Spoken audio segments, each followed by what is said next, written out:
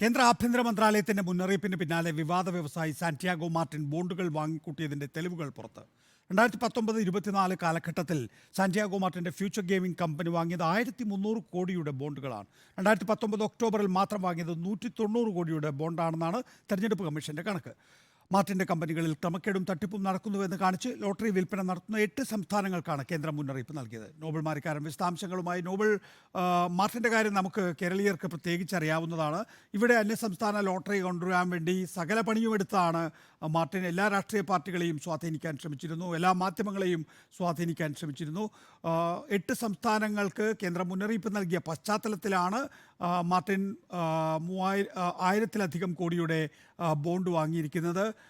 ഇതുമായി ബന്ധപ്പെട്ട് അന്വേഷണം വേണമെന്നൊക്കെ കഴിഞ്ഞ ദിവസം പ്രതിപക്ഷം ആവശ്യം ഉന്നയിച്ചിട്ടുണ്ട്. പക്ഷേ എന്തൊക്കെ തെളിവുകളാണ് പുറത്തു വരുന്നത് ആ അന്വേഷണത്തിന് ഇനി അഥവാ ഉണ്ടാവുകയാണെങ്കിൽ സഹായകരമായി?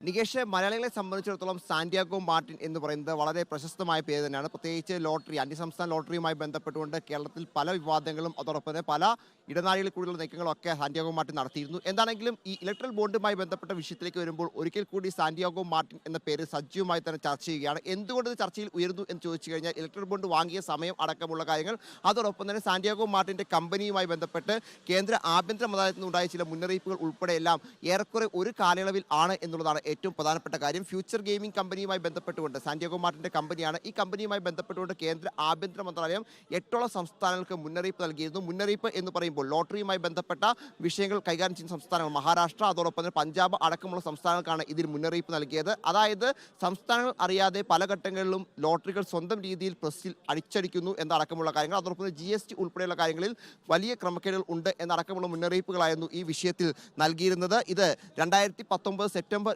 23-നാണ് ഇത്തരത്തിൽ ഒരു നിർദ്ദേശം കേന്ദ്ര ആഭ്യന്തര മന്ത്രാലയത്തിന്റെ ഭാഗത്തുനിന്ന് 8 സംസ്ഥാനങ്ങൾക്ക് ലഭിച്ചത്. ഏറ്റവും വിചിത്രമായ കാര്യം എന്ന് പറയുന്നത് 2019 സെപ്റ്റംബർ 23-ന് ഇത്തരത്തിൽ ഒരു കേന്ദ്രത്തിന്റെ മുന്നറിയിപ്പ് പോകുന്നു. 2019 ഒക്ടോബറിൽ തന്നെ സാന്റിയാഗോ മാർട്ടിൻ 190 കോടി രൂപയുടെ ഇലക്ട്രൽ ബോണ്ടുകൾ വാങ്ങുന്നു എന്നുള്ളതാണ്. അതായത് കേന്ദ്രം ഈ മുന്നറിയിപ്പുകൾ നൽകിയതിന് പിന്നാലെയാണ് ഇലക്ട്രൽ ബോണ്ടുകൾ വാങ്ങിക്കൊണ്ട് വലിയ രീതിയിൽ തന്നെ രാഷ്ട്രീയ പാർട്ടികൾ ഉൾപ്പെടെ സാന്റിയാഗോ മാർട്ടിൻ നൽകിയത് എന്നടക്കമുള്ള വിശദാംശങ്ങൾ, അല്ലെങ്കിൽ അതുമായി ബന്ധപ്പെട്ട സംശയങ്ങളാണ് ഈ ഘട്ടത്തിൽ പ്രധാനമായും ഉയർന്നു വരുന്നത്.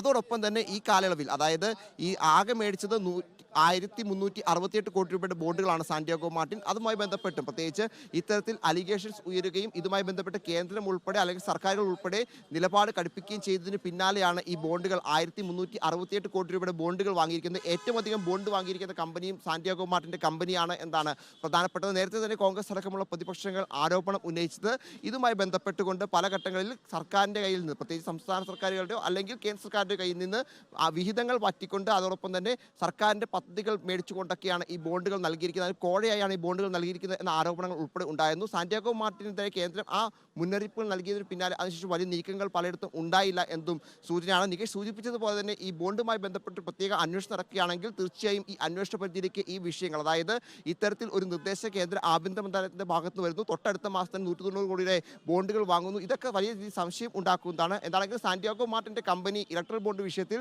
വലിയ രീതിയിൽ തന്നെ സംശയത്തിന് നീടിലാണ് ഉള്ളത്. മറ്റാർക്കെങ്കിലും വേണ്ടിയാണോ ഇത്തരത്തിൽ ബോണ്ടുകൾ വാങ്ങിച്ചത് എന്നടക്കമുള്ള സംശയങ്ങൾ ചില കോണുകളിൽ നിന്ന് ഉയരുന്നുമുണ്ട്. നികേഷ്, നോബലാണ് വിശദാംശങ്ങൾ നൽകിയത്.